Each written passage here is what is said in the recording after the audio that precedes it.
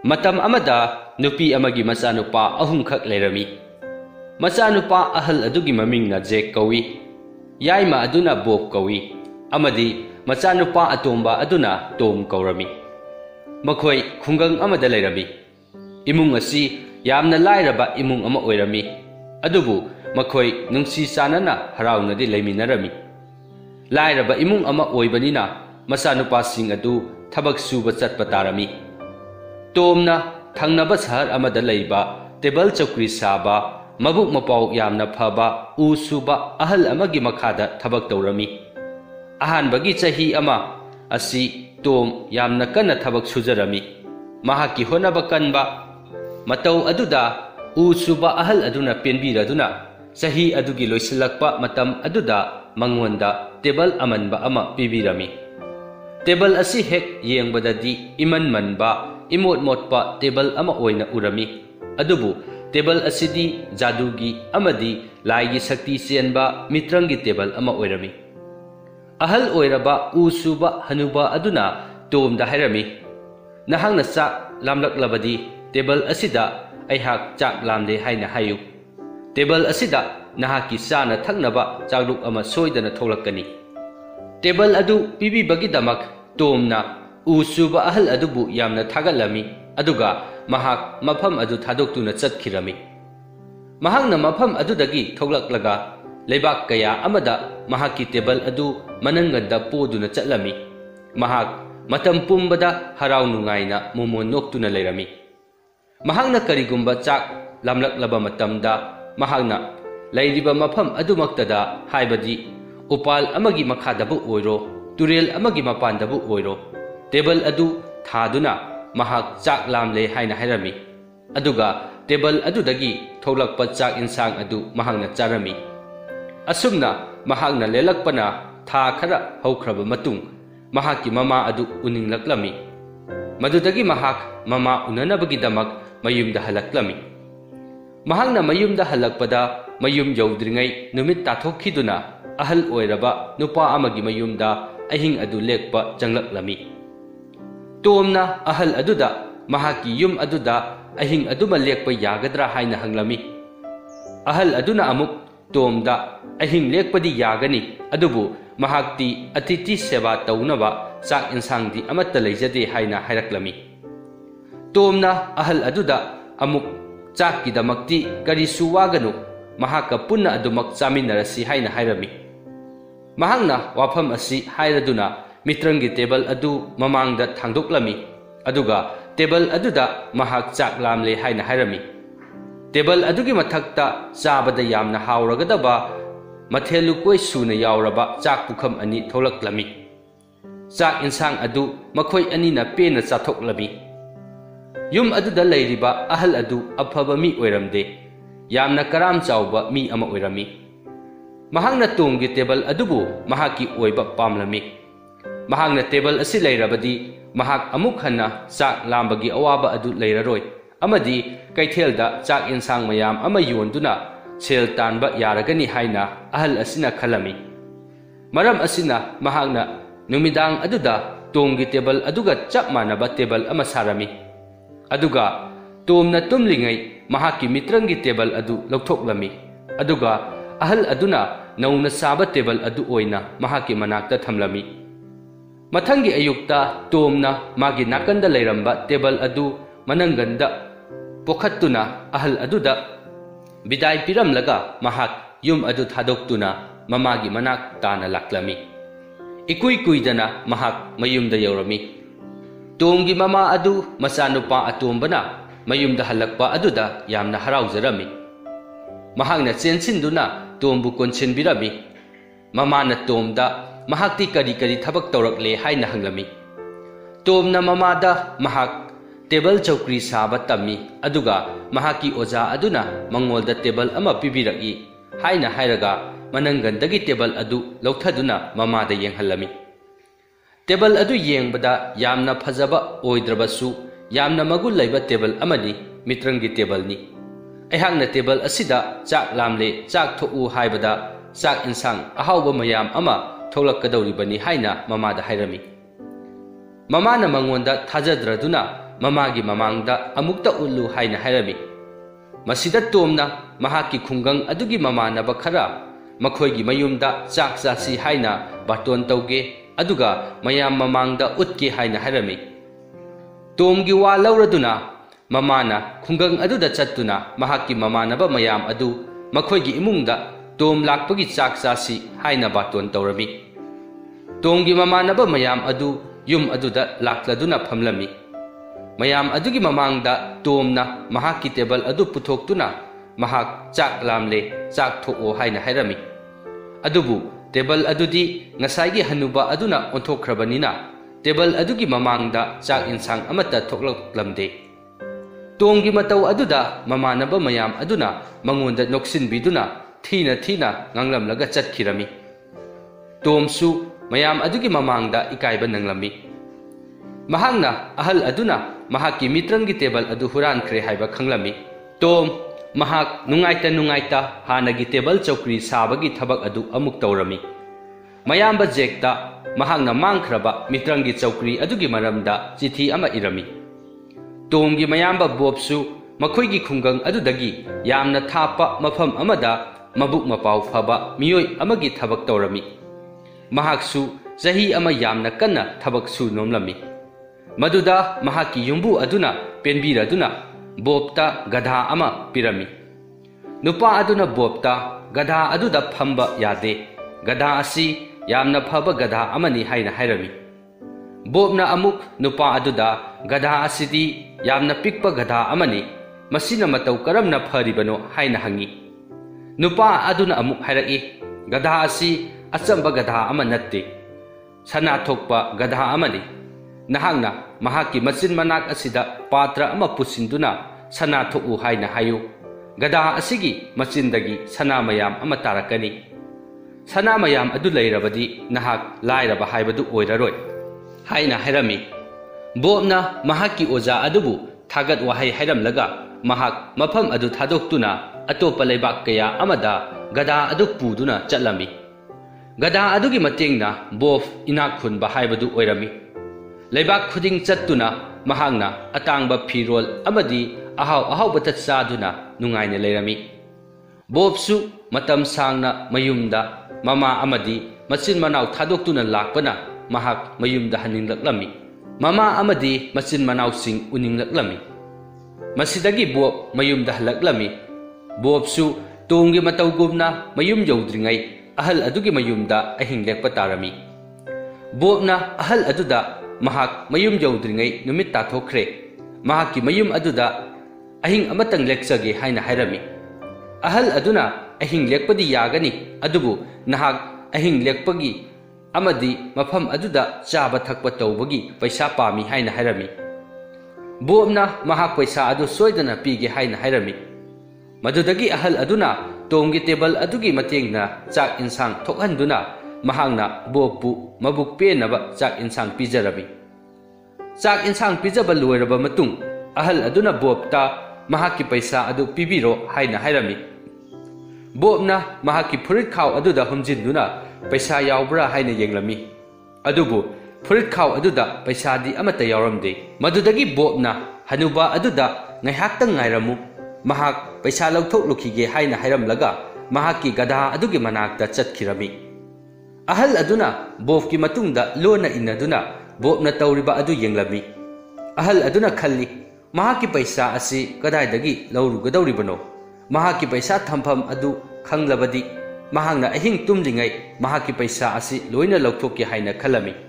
Bobna patra ama pusinduna gadha aduda sana thokhalliba adu hanuba aduna urami. Kalak chawba ahal aduna bobki gadha adu lauragi haina chap yungna leplami. Numit adugi numidang aduda ahal aduna atopa gadha ama puraktuna bobki gadha adugi mahut sindoklami. Mathangi numitta bob gadha adu puduna mamagi manakta laklami. Bob lakpa ubada mahaki mama adu haraurami. Mahangna bobta mahakti kari thabak sui haina hanglami. Bobna mamada mahak achauba farm amada thabak yamna kanna sui. Mapu aduna penbira aduna mangonda gadha ama pibirak I haina harami.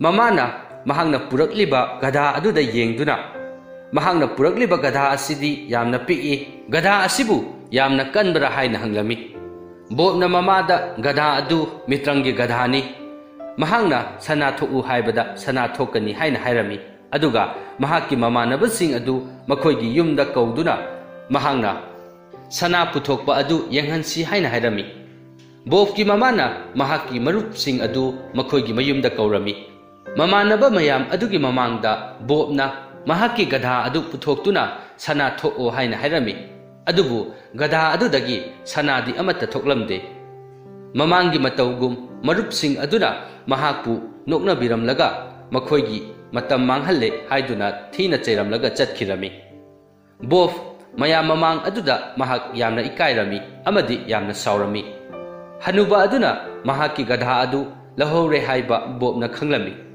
madudagi mahak hanagi mahakki thabak adu tawba amuk chatkhirami mahaksu manaw nupagi matawgumna mayamba jekta sithi ama irami sithi aduda mahakki gadha adugi maramdasu irami aduga ahal aduna gadha adubu lawkhre haina hairami asomdana masin manaw ahum adugi ahal jek u yanba nupa amaga thabak tawminarami mahaksu sahi ama yamna kanna thabak tawrami sahi adugi loirakpa aduda nupa aduna penbiraduna mangonda jadugi oiba mitrangi upu masa ama pirami upu adugi manungda lisei amasu yaurami jekna nupa aduda mahak upu adudi lawkhrage aduga lisei adudi lawjararoi lisei adugi mahutta phajaba pot mayam ama hafke haina hairami nupa aduna hairaki aihakna piriba lisei asi isam chamba lisei natte mitrangi lisei ni kanagumba amana nangonda singnaraklabadi nahakna lisei asigi matengna miyoi adubu phuba yagani lisei asina nahakki mateng soidana pangani adubu nahakna sijinaramdai aduda lisei nahak upu adudagi tholaklo ehakpu mateng pangbiyu haina haigadabani aduga nahakna lisei adu amuk thamjingninglabadi lisei nahak upu asida amuk changlaklo haina haigadabani haina hairami jek nupa adubu thagat wahai hairamlaga mahak mama uningman khaduna mayumda laklami mahaksu machin manaw ataigumna ahing amadi ahal adugi yumda ahing lekpa tarami jek ahal aduga loinana nungdang aduda chak chaminarami jekna mahaki punsigi maramda amadi mahaki khongchat adugi maramda wari kaya ama ahal aduda lirami jekna ahal aduda hairaki nahaki chak insang thokpa table amaga sana lupa ngakta thokpa gadha amaga lei haibasi chumbra ahal aduna kanana haijilibano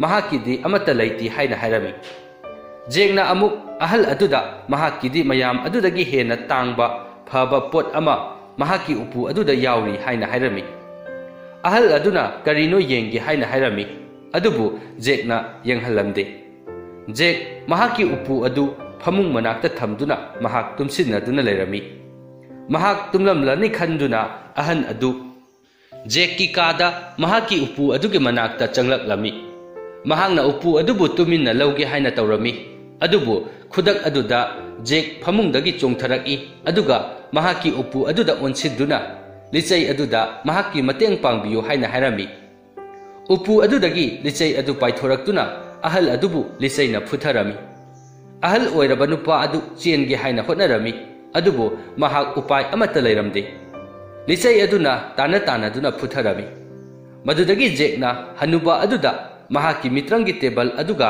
gadha aduga mangonda piraklo haina hairami ahal adu khangba ngamdraduna mitrangi table amadi gadha adu jekta pithoraklami mathangi numitta jek mitrangi table gadha amadi mahaki upu adu puduna mamagi manakta laklami jek lakpo ubada mama adu yamna haraujarami mama na chenchinduna jek pu korami aduga mahakti kari kari thabak tawre kari purakle haina hanglami jekna mahakti uyanba nupa amaga thabak suminai aduga nupa aduna mangonda licei amaga upu amaga pibiraki haina hairami licei ama piraki haiba aduda mama aduna yamna sauna licei di kari kanagani swaida su yamna lei haina hairami jekna mamada licei adugi maramda gyan tanaba wari lirami aduga licei adugi matengna mahakki manau nupa anina purakpa mitrangi table amadi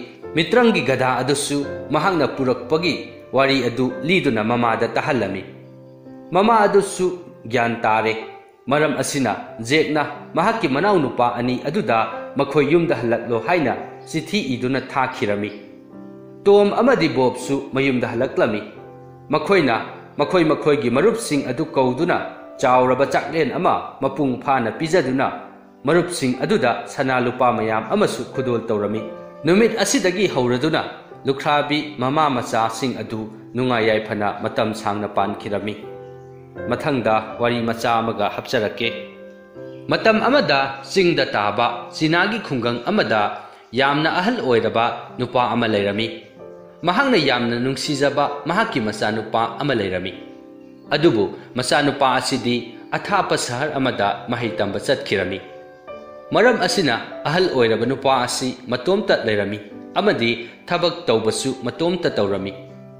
Numit khudingi mahaki pham aduda matam kuina thenglaba phawba thabak suduna leirami. Thabak kana sujai haibadu mangai subagi loiba naide. Khungang aduda leiriba praja miyam aduna su ahal asibu nungsibirami maramdi ahal asi mabuk mapaw yamna phai amadi wari watai sanaba tathok tasin tawba yamna nungairami. Miyam aduna khangi madudi mahak ahal osilaklabanina macha nupagi mateng yamnamak darkar oire. Adubu ahal asina thabak subada nongmata wai hairamde. Chawraba mahaki pham aduda naha amagumna thabak surami. Ahal asigi mayumda mi mayam ama laktuna mahaki macha nupana mafam aduda mahaki mateng pangnaba leitaba adugi nungaitaba awaba adu phongdoklami. Miyam aduna tattana hanglami nahaki nacha nupa asi karamba matamda yumda halakani. Ahal oiraba matamda natomta yum asida leiriba asi laibak thibani haina hairami. Ahal asina amuk mahak asi laibak thiribara natraga laibak pharibara haiba khangde haina paukhum pirami. Matam kuirabagi tungda nongmadi khungang aduda mahaki macha nupa adu laklami. Macha nupa halakpa aduda ahal oiraba nupa adugi mateng pangbinaba macha lakle khanduna miyam adu harauduna mahaki mayumda laklami. Lakliba miyam aduna hai haujikti mateng pangbinaba nacha nupa laklabanina nahak laibak yamna phaba haibadu oire. Laibak phaba phattaba haibasidi kanana khangba ngamgani haina ahal aduna mayam aduda paukhum oina pirami. Ahal asi wa yamna ngangandaba maru oiba wa khaktamak ngangba miyoini haiba mayamna khangnarami. Maram asina mahangna hairiba wa adu karino haiba mayamna khangnakhide. Hangbasu hangnakhide. Khungang aduda leiriba miyoising asi lairaba miyoisingna ayambani. Maram asina khungang asida hingbada prajasing asi yamna wanarami. Adubu ahal oiraba nupa amadi mahaki macha nupa asidi mayamdagi khara sapharami. Makhoigi sagol amasu leirami. Pham amada sagol ama leiba haibasi yamna kanai. Pham aduda mina tawgadaba thabak kaya ama sagol aduna tawduna mateng panglibani. Nongmagi numit amadi macha nupa aduna kauduna sagol sangi thong adu hangdoktuna thamlami. Nongalakpada sagol adu leiramdre. Sagol adu chenkirami. Macha nupa adu mathwa yamna nungairamde. Sagol yaudana pham asida thabak tawba asidi yamna wagani. Aihangna tawgadaba asi karino haina mahaki mapada hanglami. Ahal amadi macha nupagi nungaitaba paw asi tabada khul aduda leiriba miyam adusu makhoigi damak khallaga nungaibiramde. Laibak thiba thodokni haina mayam aduna hainarami. Adubu ahal adudi sagol mangkhibagi nungaitaba adu masada phawdabagum tawrami. Sagol mangkhiba asi laibak pharibara natraga laibak thiribara kanana khangani haina amuksu hairami. Numit adugi nungthil aduda miyoi kharana makhoigi sagol adu chingyada chelhawi haina tamlami. Madudagi ahal adugi macha nupa adu sagol thiba laklami. Mahangna mafam khara thiraba matung mahaki sagol adu atopa lamlaki sabgol amaga sajik chaduna leiramba thengnarami. Mahangna upai ama sijinaduna sagol animak phaduna mayumda puraklami. Sagol ani phangbagi paw asi tabada khungang aduda leiriba miyoising adu ahal oiraba nupa adugidamak haraunarami. Hanadi sagol amakaktamak lairambani, haujikti sagol ani sure. Laibak yamna phai haina hairami. Adubu ahal oiraba nupa aduna momon noktuna laibak pharibra natraga laibak thiribra kanana khangani haina amuk haraklami. Masa nupa aduna anauba sagol adubu yamna pamlami. Mahangna sagol adubu tambiduna tehallage haina khalami. Mapana hairaki sagol adu tambibada yamna cheksillu. Nahakti matam kuina saharda lairaklabani aduna sagol gi maramda thoina khanglamlot. Madugi damak kari suwaganu ipa ibungo. Aihangna anauba sagol asisu tehallabadi sagol amana tauramba thabaktu sagol anina tauragadabani. Hanadagi haujingna hena pharagadabani haina hairami. Adubu onthokpa matau haibaduni. Masanupa adu sagol anauba adu tehannaba hotnabada mahak sagol mathaktagi taaduna makhong adu teklami. Haujikti masanupagi phibam asi yamna sokchille. Awaba potlum ama haibadu oirami. Hanadi masanupana ahal adugi thabak aduda mateng panglambani. Adubu haujikti masanupa asi makhong yadrabanina mahak chabaga tumbaga tauba nattana upai amata lairamde. Matam asidasu khungagi mi mayam ama laktuna ahal asigil laibak thiba thodok asida nungaitaba phongdoklami. Makhoina hairami hanana nahaki nasanupa asi saharda laikiduna nahaki mateng pangbinaba mi amata lairamde. Aduga haujikna nasanupa asi nahaki mateng pangba laklaba matam asidana amuk nasanupa asi makhong tekle. Nasanupana nahaki mateng pangbagi mahut haujikti nahakna oina nasanupagi mateng oina pangba tare. Nahak asi onthokna laibak thikreda haina hairami. Phibam asi yoraba phawbada hanuba aduna masinda momon noktuna thodok asi laibak pharibra natraga laibak thiribra kanana khangba ngamgani haina mahangna amuk haraklami. Matam asida ahal asigi wa taruwa miyam adu ngaknarami. Nasanupagi nakhong teklaga karamna laibak phai haigadawribano haina miyam aduna chibon ngangnarami. Matam aduda china asi yamna kanna lan tawnarami. Nongpok thangba china amadi nongchup thangba china ani asi yamna kanna lan soknarami. Maram asina khungang aduda leiriba naha pakhang khudingmak laibak adugi lanmi oiba tarami amadi makhoi lanjau aduda chatpa tarami. Imung manung thadoktuna chatnakhibada khungang adu mikap mirau kholtana nilami. Makhoina khungang adudagi landa chatkhiba mioising adu amuk hanna halaklaroi haiba khanglami. Makhoi loinamak numit kharani gi matungda soidana siragani. Khungang adugi naha pakhang mayam ama lanmi oina khangatlami. Adubu mayam adugi marakta ahal adugi masanupa adudi makhong tekpanina lanmi oina khangatpada yawramde. Haujikti khungangi mioising aduna ahal aduna haiba wa adu karino haiba makhoi gyan tanaraklami. Mayam aduna hanuba aduda amuk hairami. Nahaki nasanupa asidi makhong teklabanina lanmi oina khangatpada yawkhidre. Mahaki laibak thiba thodok asina mahaki laibak phaba haibadu oikhre. Asumna ahal adugi wahaising adubu miyam aduna thodok asidagi mapung phana khangba ngamki. Matam asi phawada ahal asina momon noktuna thodok adubu laibak phaba oiribara laibak thiba oiribara kanana khangba ngamgani haina adumak mahaki masinda hairami. Wari asi matang asida loisinjare. Wari asi libada soikhiba yawrabasu tabiriba pumnamakna ngakpinaba nolukna haijari. Mathang tarakpa wari sing thagalakpada khangnabagi damak channel asibu subscribe